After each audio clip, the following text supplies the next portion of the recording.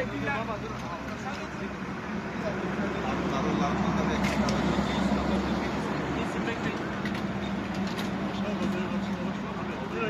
2, 3 kaldı.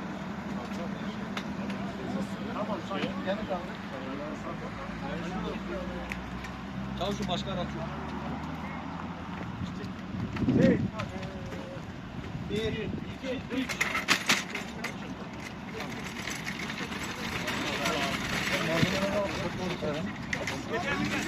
Hadi ya burada.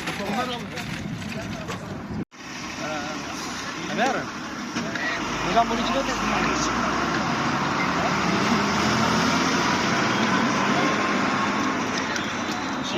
Öbür ayağını sıksana bu üstte. Üstten ayağını.